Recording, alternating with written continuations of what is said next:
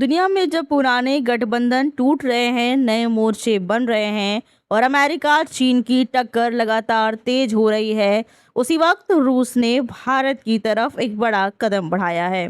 राष्ट्रपति Vladimir Putin एक बार फिर भारत आने की तैयारी में है, लेकिन इस दौरे की सबसे बड़ी खबर सिर्फ उनकी भारत यात्रा नहीं है। खबर यह है कि इस मुलाकात के दौरान भारत और रूस के बीच दो बड़े रक्षा प्रस्ताव निर्णायक मोड़ पर पहुंच सकते हैं। एक तरफ है भारतीय वायुसेना के SU-30 को और ज्यादा ताकतवर बनाने की योजना और दूसरी तरफ रूस का बहुचर्चित SU-57 5th generation fighter jet. अगर इन प्रस्तावों पर सहमति बनती है तो इसका असर सिर्फ भारतीय वायुसेना पर नहीं बल्कि एशिया के पूरे रणनीतिक समीकरण पर पड़ सकता है। आखिर रूस भारत को इतना बड़ा ऑफर क्यों दे रहा है और चीन अमेरिका इसे किस नज़र से देख रहे हैं, आइए समझते हैं। पहला प्रोजेक्ट है सुपर सुखोई। भारतीय वायुसेना की रीढ़ माने जाने वाले SU-30 MKI को आने वाले वर्षों में एक बड़े अपग्रेड से गुजारने की योजना है। इस प्रोजेक्ट के तहत विमानों के रडार, इलेक्ट्रॉनिक सिस्टम, एवियोनिक्स और हथियारों की क्षमता को आधुनिक बनाया जाएगा। रिपोर्ट्स के मुताबिक करीब 84 SU-30 विमानों के अपग्रेड पर लगभग 63,000 करोड़ का प्रस्ताव सामने आया है। यानी पुराने प्लेटफॉर्म को हटाने के बजाय भारत उसे नई तकनीक से लैस करके लंबे समय तक इस्तेमाल करने की रणनीति अपना रहा है। और ख़ास बात यह है कि इस प्रोजेक्ट में भारत की अपनी रक्षा उत्पादन क्षमता और स्वदेशीकरण को भी बड़ा फायदा मिल सकता है।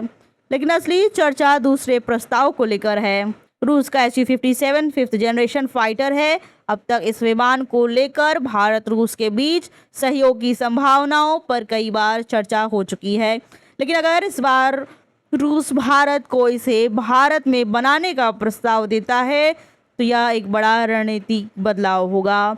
सबसे महत्वपूर्ण मुद्दा सिर्फ विमान खरीदना नहीं, भारत के लिए असली सवाल है टेक्नोलॉजी, लोकल मैन्युफैक्चरिंग और लंबी अवधि की रणनीतिक स्वतंत्रता।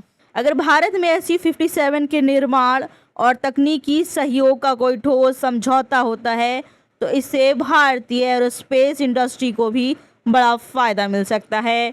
और यहीं से चीन की चिंता शुरू होती है। चीन के पास पहले से J-20 जैसे 5th जनरेशन लड़ाकू विमान मौजूद हैं। ऐसे में अगर भारतीय वायुसेना को भी अत्याधुनिक स्टेल्थ फाइटर जेट क्षमता मिलती है तो हिमालय क्षेत्र में दोनों देशों के बीच एयर पावर बैलेंस पर इसका सीधा असर पड़ सकता है।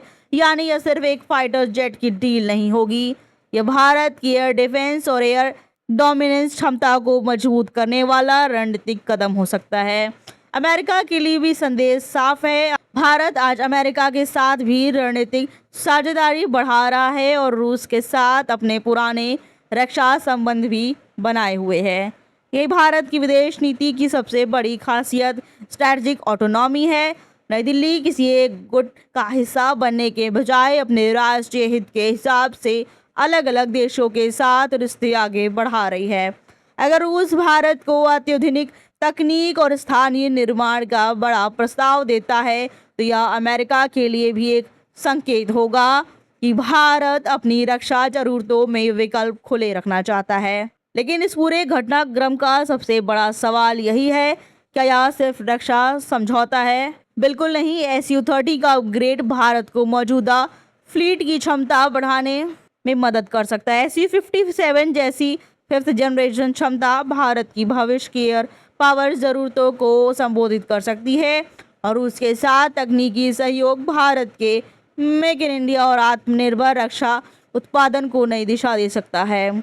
यानी पुतिन की संभावित भारत यात्रा में सिर्फ दो नेताओं की मुलाकात नहीं होगी, इसके पीछे हथियार, तकनीक, रणनीतिक विचारधारा और एशिया का बदलता शक्ति संतुलन सब कुछ जुड़ा हुआ है।